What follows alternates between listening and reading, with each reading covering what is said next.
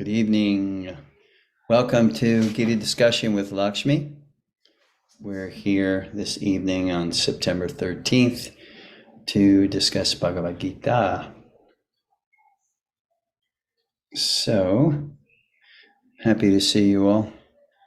And if you have any questions, please do not hesitate to ask during the course of our discussion. Okay.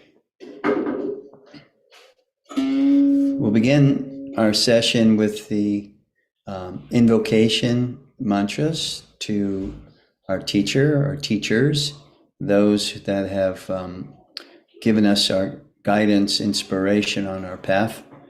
So these are 6 different mantras, 2 to the principal of guru or teacher.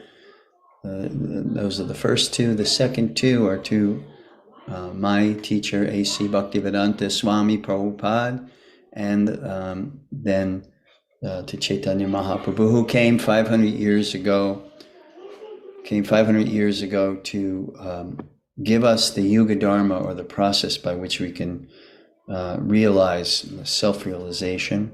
And then lastly, the Hare Krishna mantra. So let us begin with the mantras.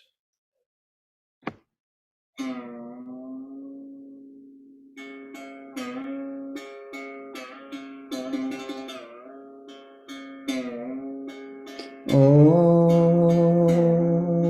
Jnana Timarandasya Gananjana Shalakaya Chakshurumilitam Jena Tasmai Sri Gurave Namaha. Sri Chaitanya Manobishtam Stapitam Jena Bhutale Swayam Rupa Kadamayam Tadati Swapotantikam Namaha Vishnu Padaya Krishna Prestaya Bhutale Srimate Bhakti Vedanta Swami Niti Namane Namaste Saraswati Deve Gauravani Vacharine Nirbhishesha Shunyavadi Pastatya Desha Tarine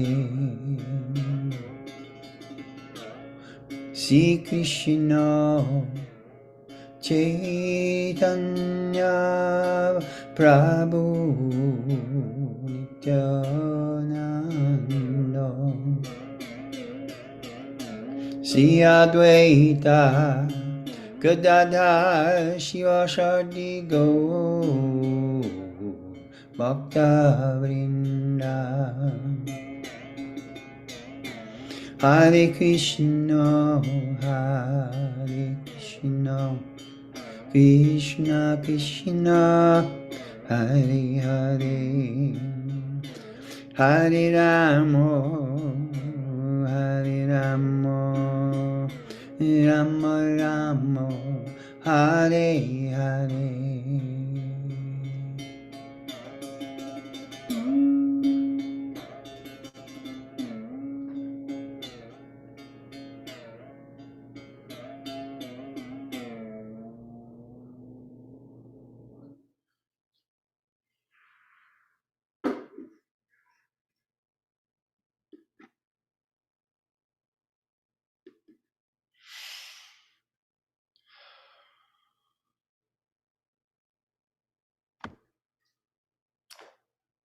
Welcome, welcome, welcome. Thank you so much for joining our Bhagavad Gita discourse this evening. We are on a very exciting chapter of the Gita, and this is chapter 11.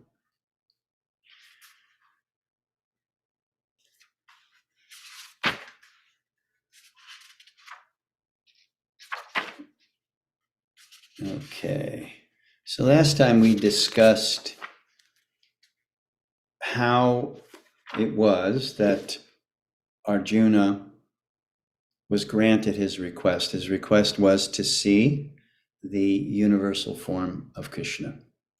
Now, this in Sanskrit is called Virat Rupa or Vishva Rupa, which means the universe in form, in one form. So the universe in one place, in one form, by which everything in the universe can be witnessed. So this is an amazing feat. I mean, Krishna is described by Arjuna on several occasions in the Gita. He is addressed as Yogeshwara, or in the ninth verse, Maha Yogeshwara, the great master of mystic powers. Now, when we talk of being a mystic, Patanjali gives some insight into what that means. There's some brief discussion in Srila Prabhupada's Nectar of Devotion about mystic powers, etc. But basically, in short, mystic powers means the ability to manipulate the material energy according to one's own desire.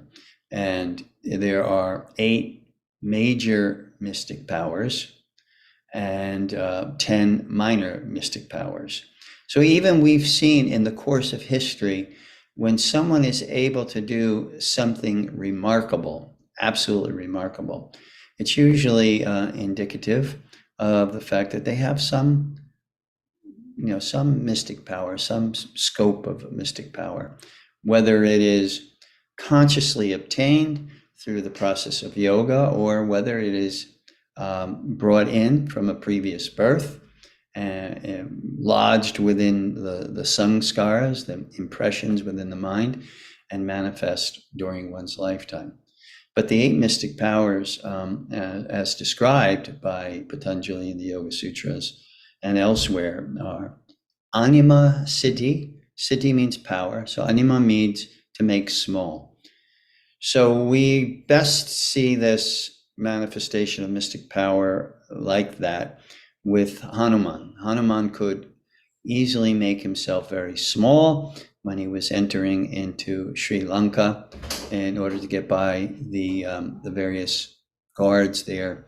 He would be able to shrink himself to be like the size of an insect.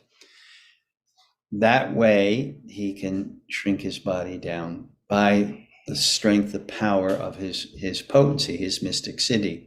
And just by thinking of that, it would happen. Or the next one would be Mahima siddhi, heavier or greater than the greatest. And Hanuman was able to do that, when he had to fight the asuras, the rakshasas that were there with Ravana on the battlefield. He sometimes had to grow to a great degree in order to combat like Kumbhakarna or others. So he was able to shrink himself small. He was able to grow himself very large. He was able to, other personalities, Lord Jesus Christ is an example, was able to walk on water. That's called Lagima siddhi, lighter than the lightest. So we have anima, shrink down, Lagima, lighter than the lightest. You can walk on water, as Lord Jesus Christ did, and other mystic yogis throughout the history, Puranic histories. Then we have Mahima siddhi, heavier or bigger. You can make oneself heavy or large. Krishna revealed that potency when he got Srinavarta in a headlock, and then he made himself heavy, so heavy that Trinavarta, which was a whirlwind, was not able to hold him, and he came crashing down to his death. So Krishna revealed that potency and mystic potency and others during the course of his manifestation here in this universe. Prapti Siddhi, and there have been many yogis over the course of time that have been able to do this. Prapti Siddhi means acquisition. That means that you could sit in one place and in another place. Let's just say Jai Krishna has a gulab jamun in his kitchen, and he's sitting in his bedroom. So if he had Prapti Siddhi, the city of acquisition, he can reach through time and space, and he can grab that sweet, and he could bring it to him without moving. So that's a mystic potency called Prapti. Ishita Siddhi is the ability to create and to destroy, all the way up to, you have particularly strong powers in this way, universes. So that's Ishita. Then Vashita, bring anyone under your control just by, it's like hypnotism, only you can be a speaker and you could be lecturing to an audience. And if you have this potency of Vashita Siddhi, that even you are speaking some nonsense, then you can bring your audience basically under your control.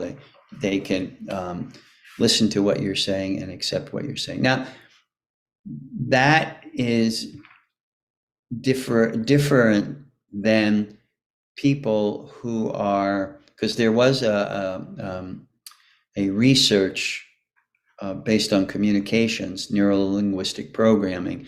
There was an experiment done where an actor was hired to speak, to make a presentation before doctors. So it was a medical conference, and this actor was billed as a big time research scientist, and he was to give the lecture at this seminar, and he had a carefully sculpted script. And because the experiment involved the process of communication from the neuro-linguistic perspective. In other words, just by incorporating the various principles of neuro-linguistic programming in one's speech, in one's presentation, which meant not only content of what one says, which is considered the least important. The most important is tone, and the other one is body language. So tone, body language, and content being the least important. So this actor was carefully trained to make a presentation. Now, the content of what he was saying was virtually had no basis from it. So there were many doctors sitting there, and he was able to get a standing ovation just because he incorporated the two most important principles from a neuro-linguistic programming standpoint of tone and body language in such a way that he was able to convince his audience, and his content had no real validity. So it's different. Mystic Siddhi is different than that. There are people who have this potency, which is called Vashita. They can speak and get the attention and conviction of their audience by emitting this particular potency of Vashita. And then Prakamya, that's to create wonderful things within the scope of nature.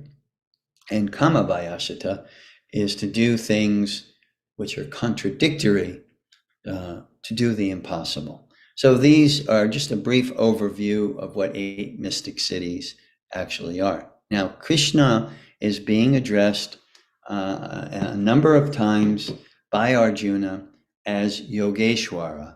And in this particular verse, in the 11th chapter, 9th, chapter 11, text 9, he's being addressed as Maha Yogeshwara. So he's considered the master of all mystic siddhis. In other words, the ability to have any mystic potency is coming from Yogeshwara, which is Krishna described here in the 11th chapter.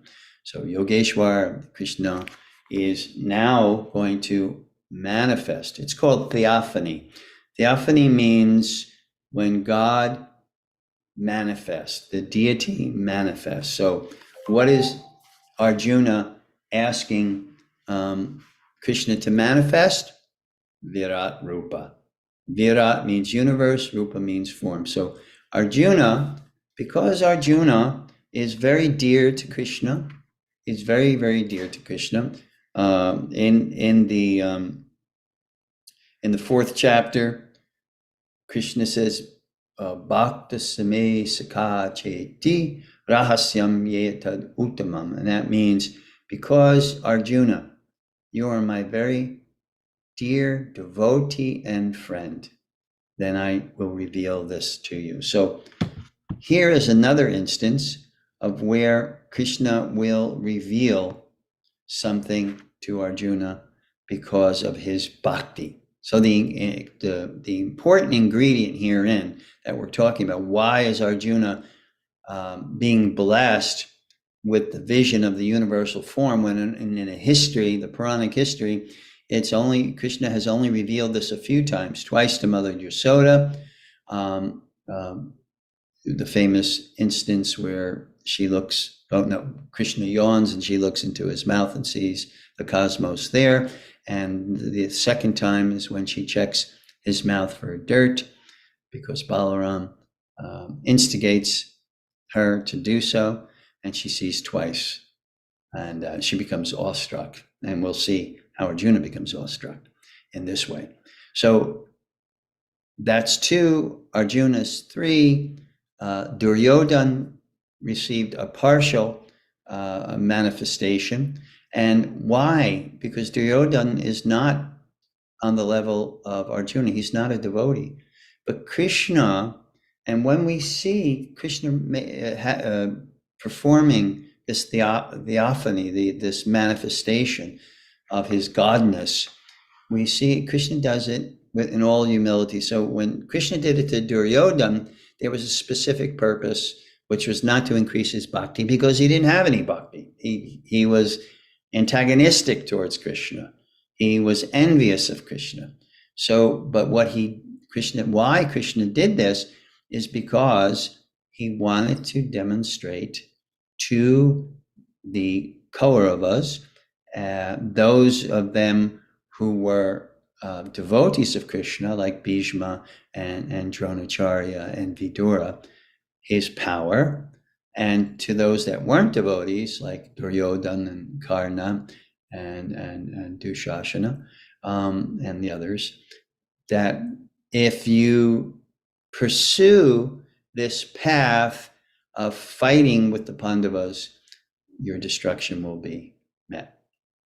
So that was the purpose there. So, and the last time, the 5th time that Krishna revealed it, was to the sage Uttanka, and it was a blessing. As Krishna says to Arjuna in the 11th chapter, I am blessing you, I am gracing you because of your devotion with this vision of the universal form. And with Uttanka was also a devotee who was having some doubt about, is Krishna God or not? And when he was walking ahead of Krishna, and when he turned around, Krishna manifested his universal form to fully convince him. Just like Arjuna, had questions previously, he had different questions, but when this manifestation of Virat Rupa occurred, when in all of his majesty, he revealed his godness to Arjuna, then there was no more question. It was Arjuna just saying, Krishna, you are the supreme, you are the master of all mystic potencies, you are the supreme abode, you are Param Brahma, the supreme Brahman, you are the source of Brahman, and so many accolades which described Krishna's greatness. So first we have the theoretical presentation, that, about the universal form in the first few verses of the 11th chapter. And then we have the practical theophany, the practical manifestation, where Krishna not only is describing it, now he's showing it. And as we discussed in our previous class, just to bring some of you up to speed, in our previous class, we said, why did Krishna do this? And why did Arjuna ask him? Arjuna was his devotee already. Why did Arjuna need to see this majesty? And that is because Arjuna wanted to establish for all humanity, for all time, that there is a criteria for declaring yourself God. And that criteria is, if you're going to say, because in India, there are so many personalities who over the course of time have declared themselves God, but Arjuna asked Krishna to do this. So when you make that statement, you have to back it up. You have to back your words up. You can say so many things, but through this manifestation of Godness, the universal form, the Virat Rupa, that is proof, positive, that Krishna is God. And it is the criteria. If you are going to say that you are God, then you must prove it by being able to do the same thing that Krishna has done. So that's another reason why Arjuna asks Krishna to do this. So let's begin to read the Bhagavad Gita. I think we left off.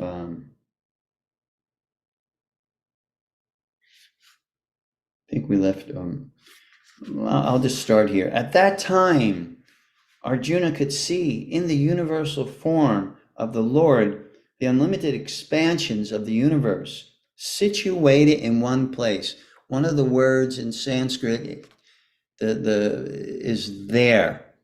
And Prabhupada points this word out, there, meaning that Arjuna and Krishna were sitting there on the battlefield of Kurukshetra in that chariot.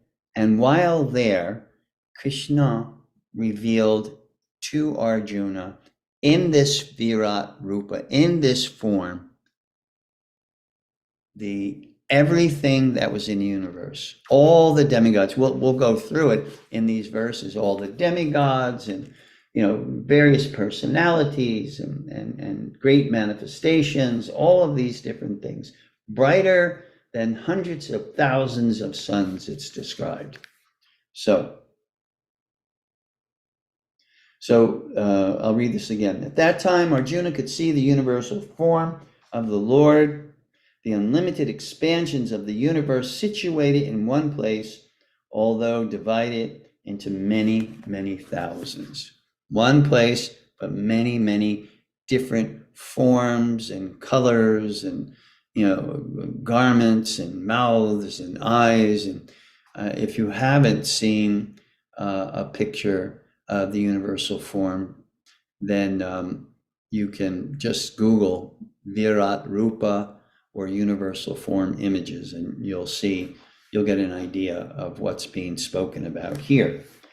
14, then bewildered and astonished, his hair standing on end, Arjuna bowed his head to offer obeisances and with folded hands began to pray to the Supreme Lord. Arjuna is experiencing there are 5 primary and 7 secondary rasas. So the primary rasa is dasyaras, sakyaras, servant, friend, parental, conjugal, neutrality. So these are considered rasas or experiences of love exchange. And then one of the 7 secondary ones is called astonishment or wonder. In other words, overwhelmed. Arjuna was overwhelmed, just like Mother Jasoda, when she looked into Krishna's mouth and she saw the universal form. She's holding baby Krishna in her arms. She looks into his mouth. She sees the universe. universal form, and she goes into the same kind of wonderment, astonishment, goosebumps, hairs standing on end, the ecstasies of coming in contact with this particular feature, which is a manifestation of godness within this world. There are different incarnations or manifestations that are only for this world. They're not eternal manifestations, but they're only for this world for a specific function. So Arjuna says, so here's Arjuna's reaction while in this astonishment. My dear Lord Krishna, I see assembled in your body all the demigods and various other living entities. I see Brahma sitting on the lotus flower, as well as Lord Shiva and all the sages and divine serpents. So now Arjuna is seeing Lord Brahma sitting on the lotus flower. He's seeing Lord Shiva. He's seeing various demigods, Agni and Indra and all the Vayu and Varuna and all these things. They're all there in this one form. And Arjuna can see them all contained within that form. That's the amazing aspect of this Virat Rupa, and why it is beyond theory into the practical, where Krishna is practically demonstrating or manifesting his godness. O Lord of the universe, O universal form, I see in your body many, many arms, bellies, mouths, and eyes expanded everywhere without limit. I see in you no end, no middle, and no beginning. Imagine saying that. I see in you unlimitedness within a form. How is that possible? It's beyond comprehension. When Vishwanath Chakravarti Thakur describes Dibya in that verse, the Janma Karma Chame Dibyam Evam Yo Veti Tattvataha, about the Dibyam, the transcendental nature of Krishna's birth and activities.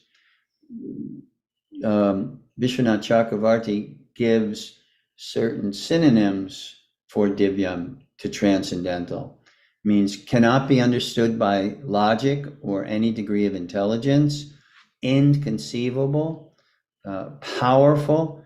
He gives these. So when Arjuna is seeing this is Divyam, this is a transcendental manifestation of everything within the universe, within this form, Virat Rupa. That's why it's considered so astonishing, so amazing that this happened. All of the eyes. Can you imagine in the universe how many eyes and mouths and noses and ears there are when you combine them with all of the various living entities in this universe?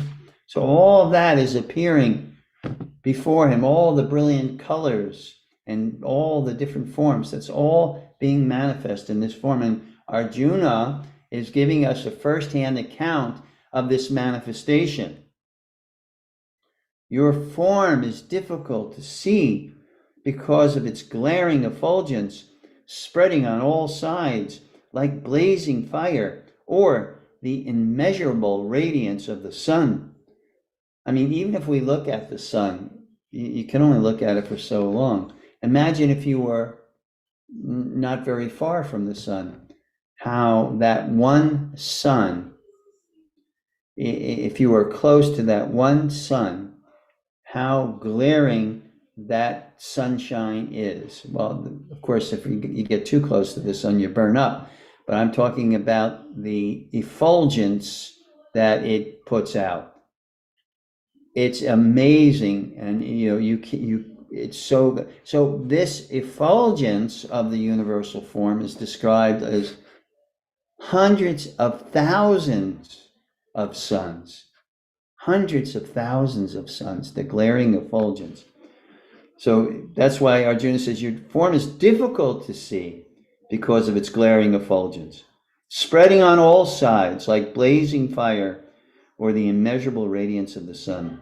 Yet I see this glowing form everywhere, adorned with various crowns, clubs, and discs.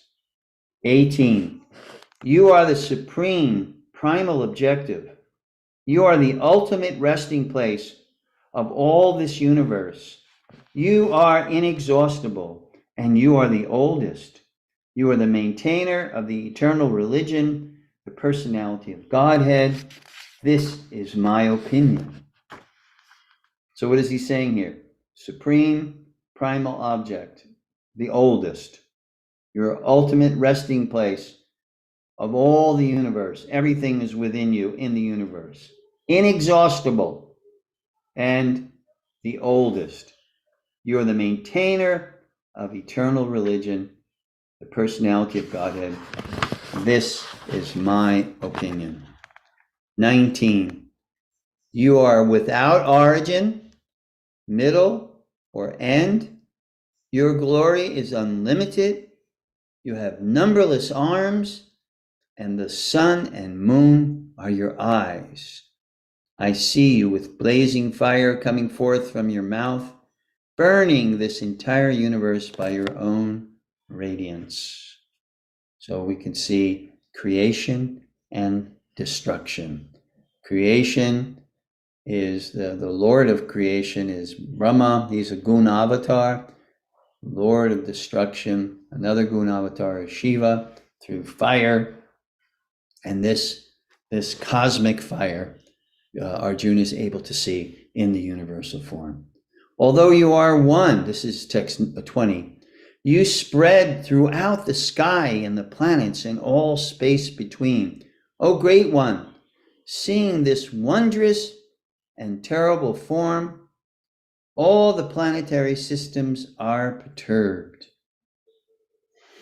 Even Krishna, why is all the planetary systems perturbed? Because Krishna has allowed the demigods to see his universal form. Arjuna is also able to see those demigods who are witnessing it.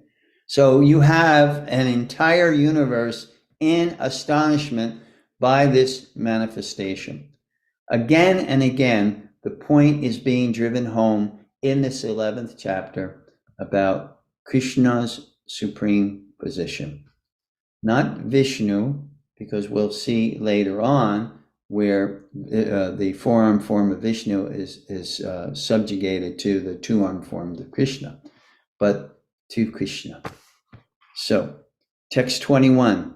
All the hosts of the demigods are surrendering before you and entering into you. Some of them, very much afraid, are offering prayers with folded hands. Hosts of great sages and perfected beings crying, all peace, are praying to you by singing the Vedic hymns. See, here you have the demigods taking shelter of the Supreme Lord Krishna and crying, Pahi, Pahi, please protect us. The sages are begging Krishna in this particular verse. Let there be peace. Let there be good fortune and well-being for all. Loka samasta sukhino bhavantu. Loka samasta sukhino bhavantu. Let there be peace and let there be good fortune, auspiciousness for all living beings. 22. All the various manifestations of Lord Shiva, the 11 Rudra manifestations we spoke about in a previous class, the Adityas, the Vasus, the Sadhyas, the Vishvadevas, the two Ashvis, the Maruts, the two Ashvis are the Ashvini Kumaras, the Maruts, the forefathers, the Gandharvas, the Yakshas, the Asuras, the perfected demigods are all beholding you in wonder. When the cosmic manifestation in this has 14 different planetary systems, And in the upper planetary systems, you have the various yakshas, and then you have Gandharvas and the Vidyadharas and all these different grades or levels of demigods, elevated beings. And in the lower, in the Patala and Lokatala and all Mahatala, all the lower planetary systems, you have the asuras, the demons. So all of these manifestations are behold. So all of them are looking at Krishna, this universal form, and are in astonishment, bewilderment, some fear, all there when they are witnessing the godness of Krishna. 22, I think I just read that. 23, O mighty armed one, all the planets with their demigods are disturbed at seeing your great form with its many faces, eyes, arms, thighs, legs, and bellies, and your many terrible teeth. And as they are disturbed, so am I. It's an amazing thing that Krishna, Arjuna is saying to him, because Arjuna is a very special personality. He is a devotee. And there's a nice thing about one who's in bhakti. I have a nice little thing here. Bhakti. So Arjuna is a devotee, and he's experiencing the rasa of wonderment, astonishment. So in this devotional situation, a devotee, one who's in bhakti, it's a special potency that has the ability to melt the Lord's heart. And we see here that Arjuna, because he has bhakti in his heart, the potency of bhakti is it melts the Lord's heart. And therefore the Lord becomes agreeable to the request or demands of his devotee. Just like in the case of Krishna's interaction with Radharani. Radharani could ask Krishna to do anything. Krishna, she could ask Krishna to dance like a puppet, and he would do that. So that's the potency of bhakti. It melts the heart of the Supreme Krishna, and one's heart is melted as a result. One's heart, it's described, bhakti melts the heart as butter becomes soft near fire. So when the heart becomes soft, like soft butter near fire, then Krishna is able to take the heart, scoop the butter of the heart, and take it for himself.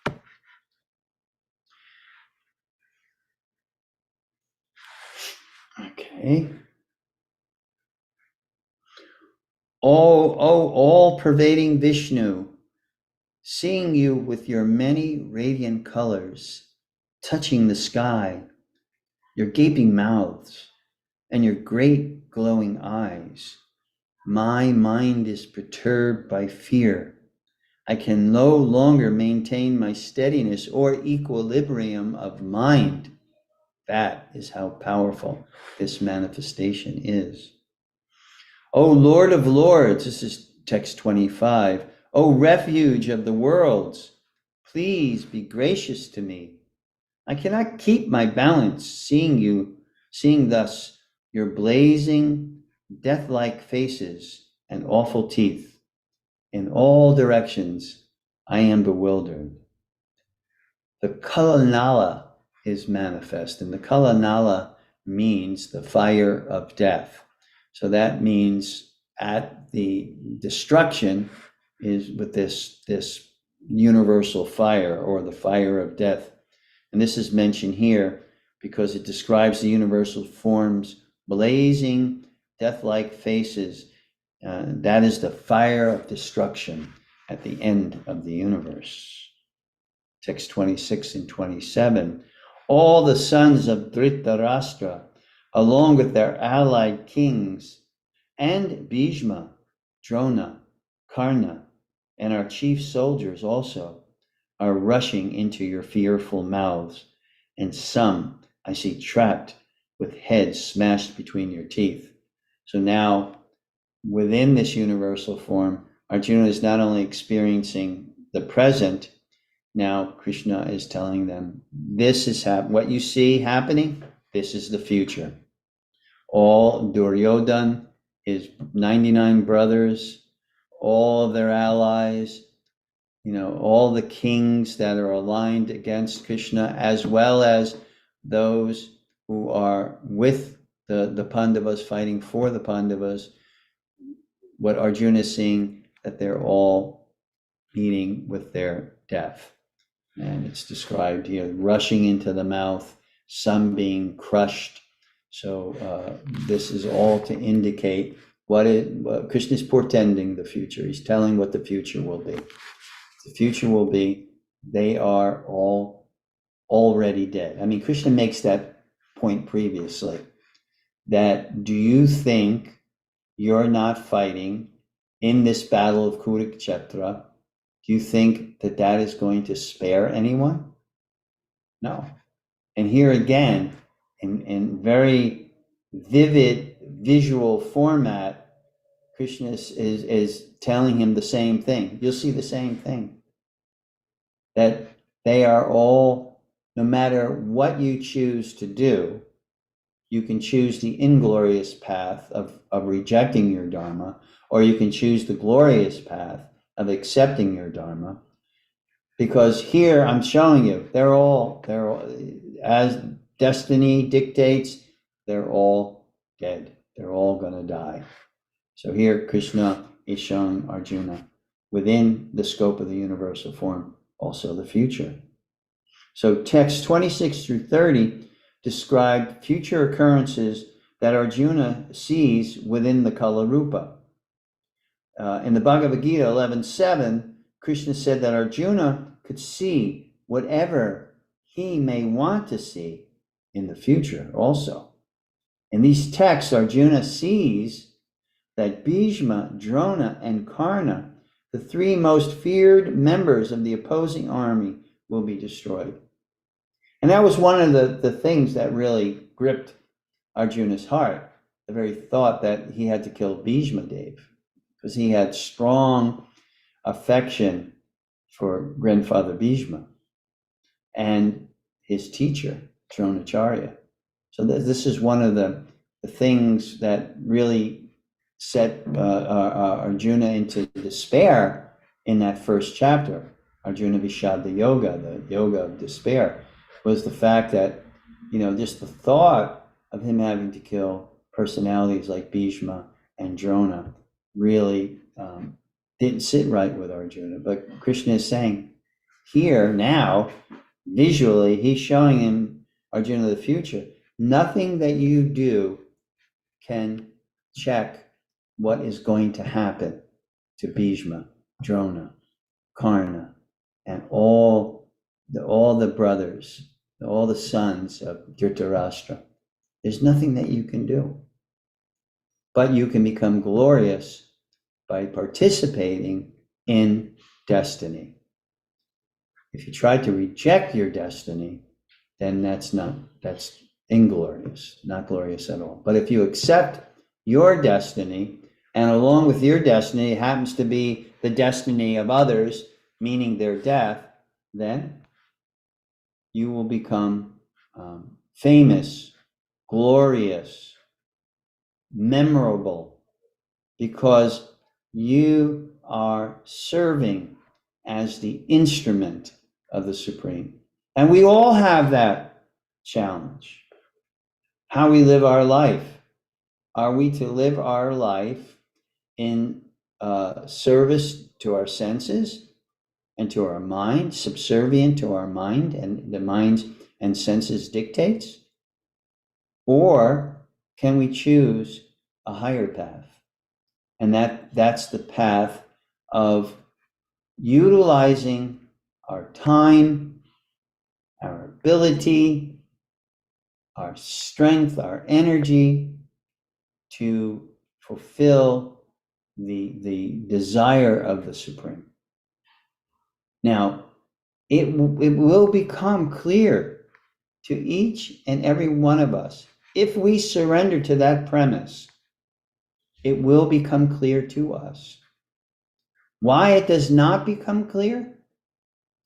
Because we're resisting.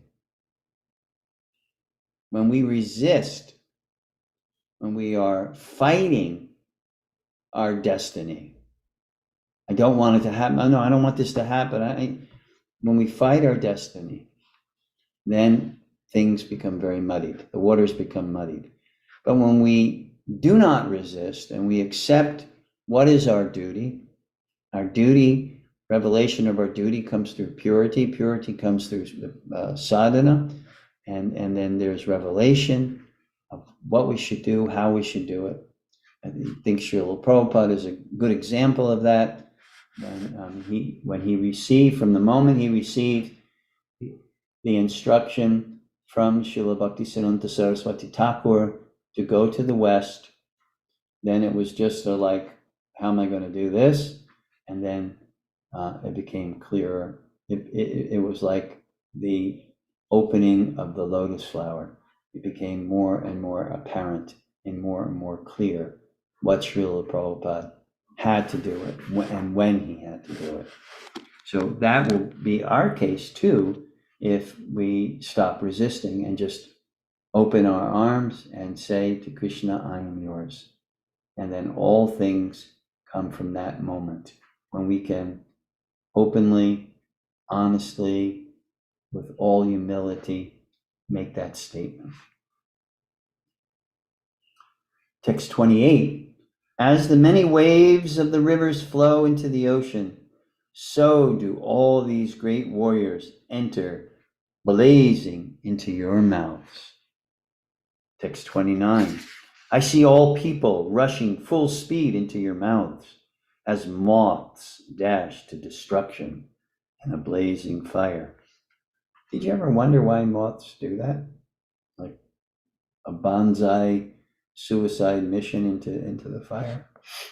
There must be some reason. I guess the attraction of the glaring effulgence of the fire may overwhelm them. But this is what's the metaphor that's being used here in this particular verse. Rushing full speed into your mouths, into the mouths of destruction, just as moths dash to destruction in a blazing fire. Srila Baladev Vidyabhushan describes the significance of these two analogies.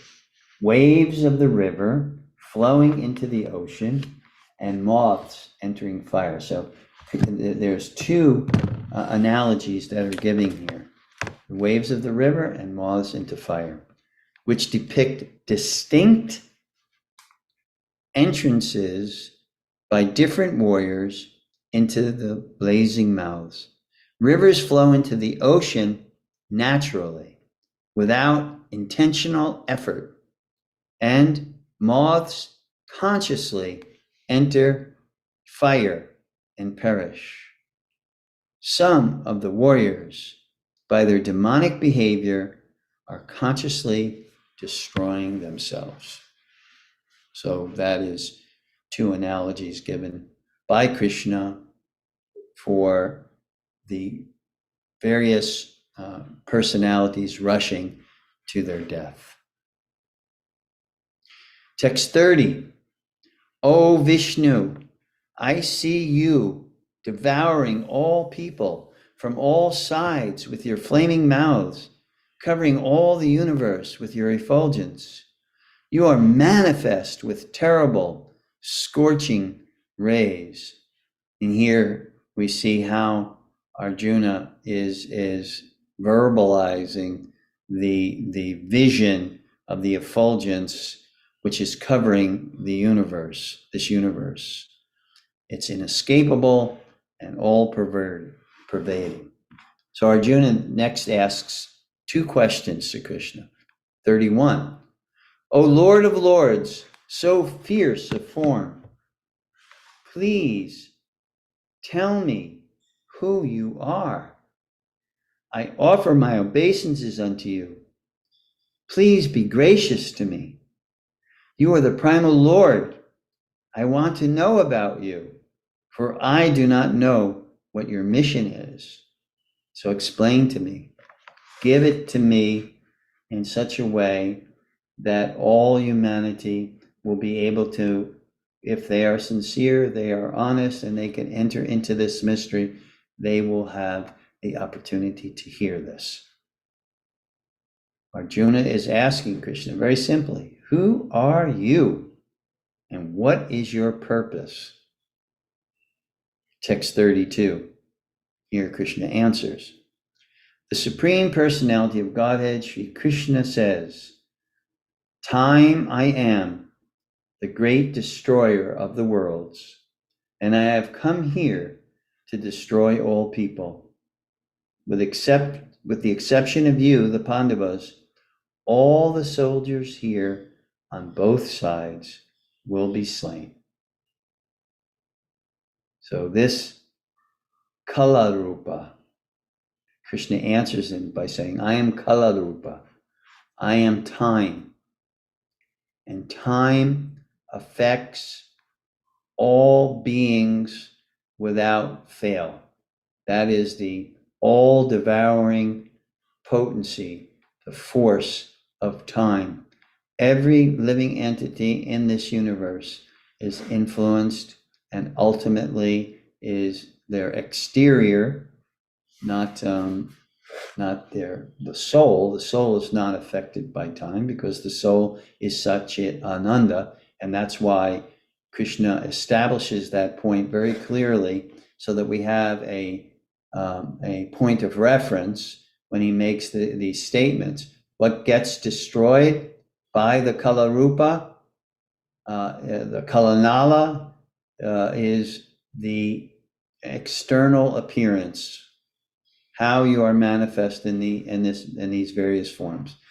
That is what. So Krishna says, "I am time. Time I am the great destroyer of all worlds, and I have come here to annihilate the kings." Because at this particular time, if you read in Prabhupada's Krishna book in the beginning, Lord Brahma petitioned by Bhumi Devi because there was a great overburden of negative demoniac forces on the earth planet at this time.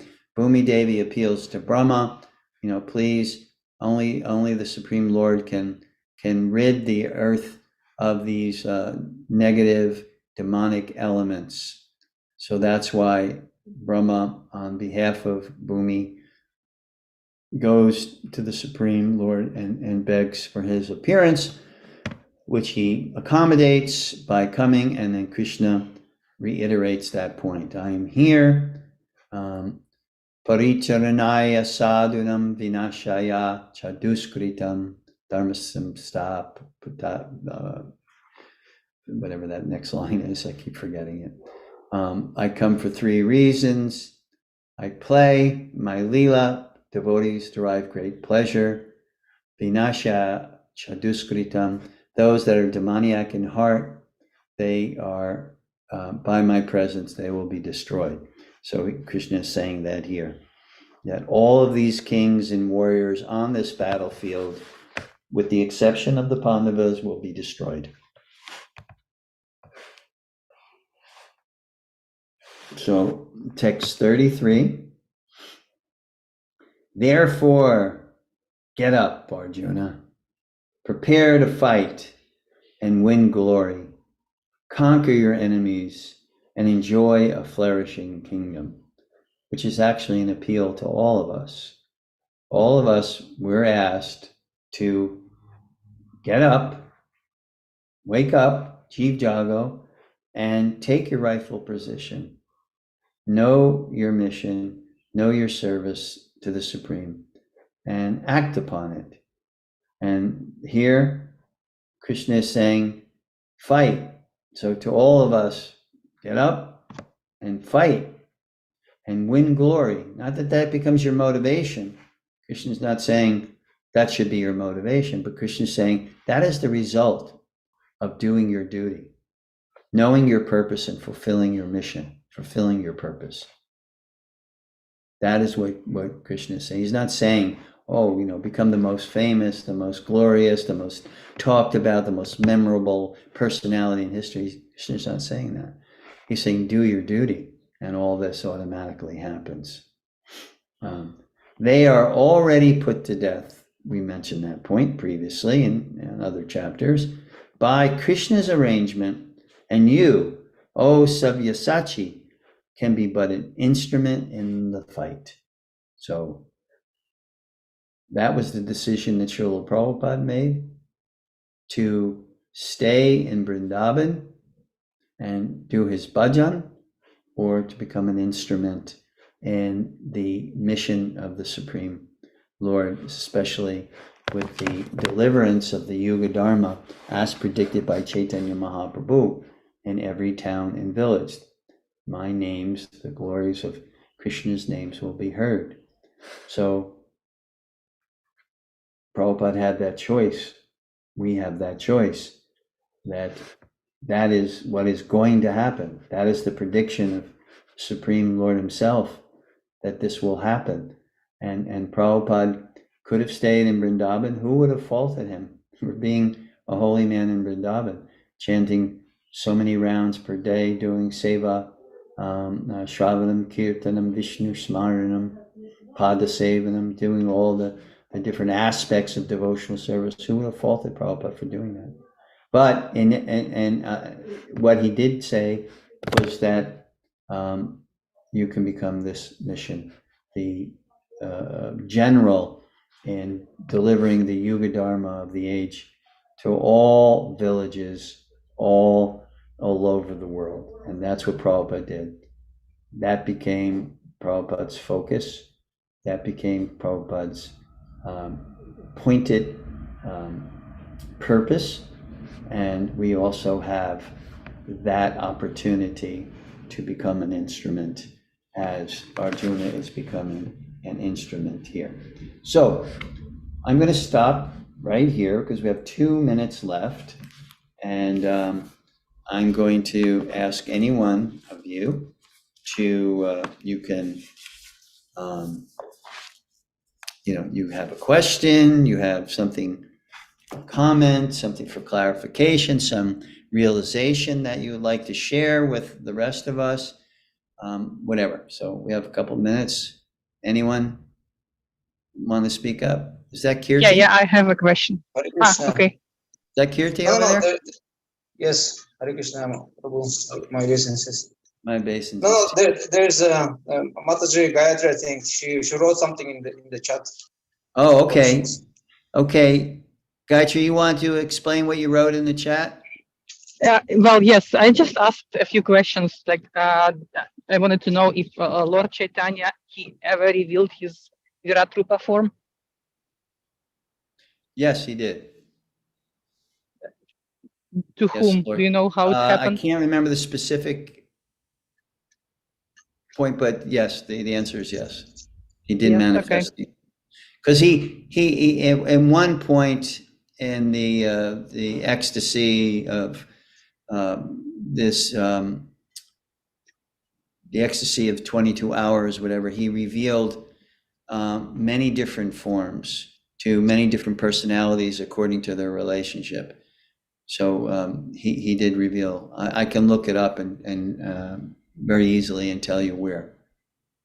Okay. And I wanted to ask you, is Vishvarupa and Viratrupa, are they the same forms? Is it like the synonyms? Yeah, they're synonyms.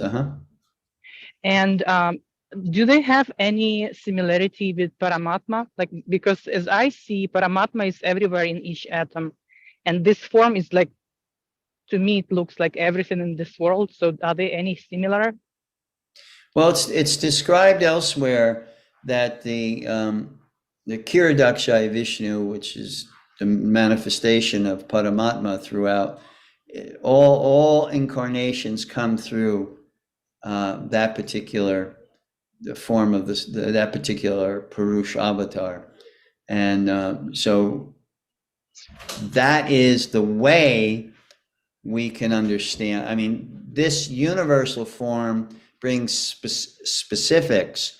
The manifestation of Paramatma is like everywhere in everyone's heart, in between each atom, everywhere. So we get a sense of the presence of divinity everywhere in Paramatma. And this specific manifestation, we could see all the details of the manifestation within the universal form.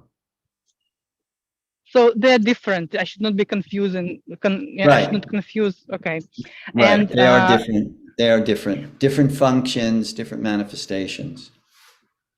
So but when we say one thing to note is Paramatma is only present in the universe. It's one of the many incarnations that only appear in the universe. It's not an eternal form. Because as we grow in our purity and our devotion, then we begin to the Ishtadev, our worshipable form, begins to manifest, and then we specifically worship and enter into relationship with a specific form. So it's kind of an intermediary form. Sarvasya chaham riri sanivishtos matak smritya jnanam aponam cha. Krishna says that I am present within the hearts of all living entities, and from me comes remembrance, knowledge, and forgetfulness. So Prabhupada also uses a very unique description of that. He says that Paramatma is form direction, or intelligence that is given to the living entity to either forget, remember, and have knowledge about the Supreme Lord. So the next question, if, for example, Paramatma is only within this universe, what about the Viratrupa? Is it also only within this universe? Yes. So Viratrupa, is it eternal or not eternal? Well, it's not eternal in the sense that it manifests and unmanifest. Eternal means, when we describe eternal, it means always in existence. Like Vamanadev,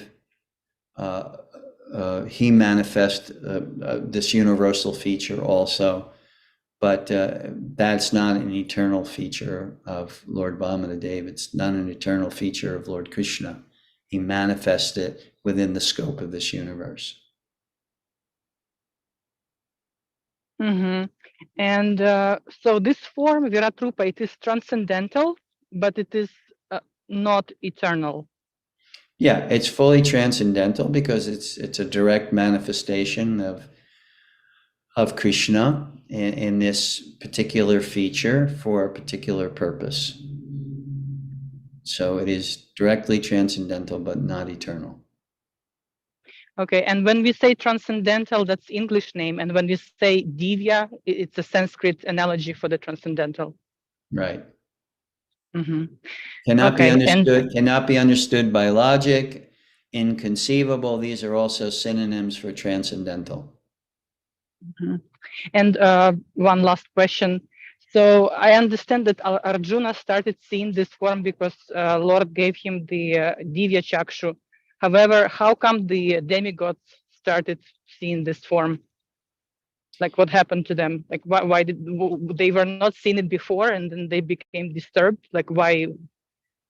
Yeah, it was also Krishna's, desire that they also get to witness this particular form, kind of as it was meant for Arjuna, but because it was creating such a disturbance, they were also, by Krishna's grace, allowed to witness it and experience the rasa of astonishment. Mm-hmm.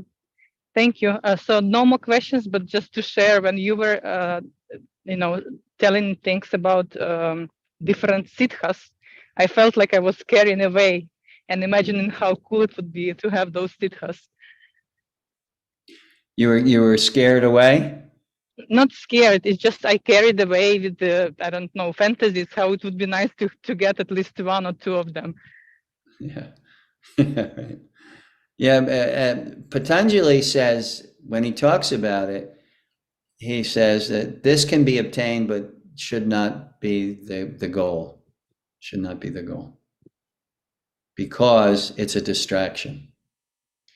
Because, and Prabhupada said in regards to mystic cities, that Krishna gives you whatever you need.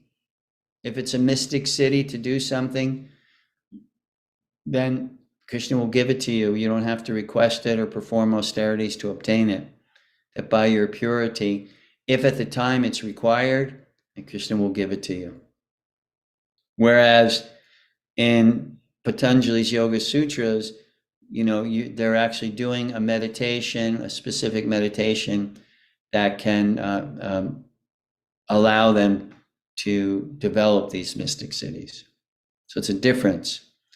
Both can be endowed with mystic powers, both the yogi and the bhakti yogi. But the bhakti yogi gets it as a result of Krishna's grace when the devotee wants to do so or needs to do something that's seemingly miraculous. And we have so many stories, that we can talk about or refer to about, devotees doing just like absolutely amazing things, not because they cultivated this mystic power, but because by Krishna's grace, they were able to manifest it at a particular time and place and under certain circumstances.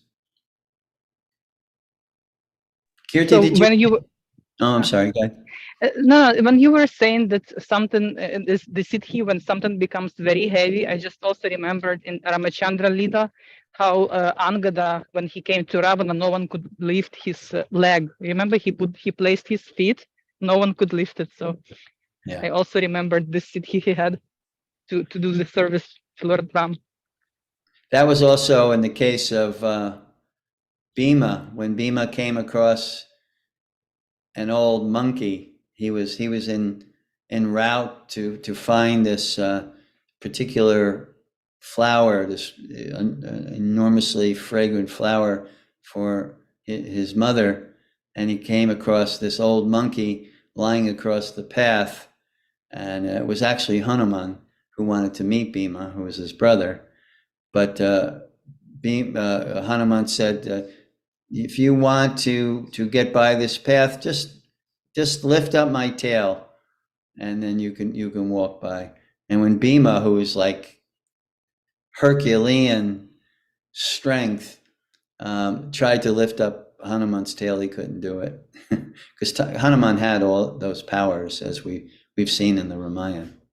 Yeah, so there are a lot of instances of great devotees revealing different powers.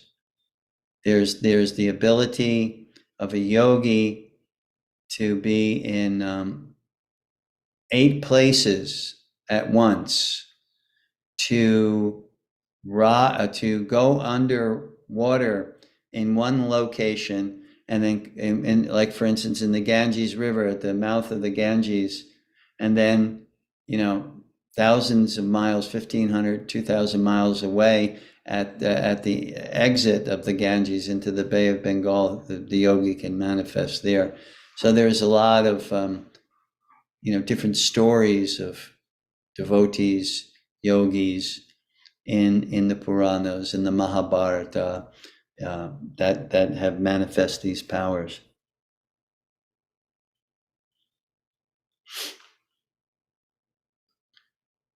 Kirti, did you want to add something? No, just I had a question. My question was like if this universal forms use like a litmus paper, to identify somebody's godness. Yeah.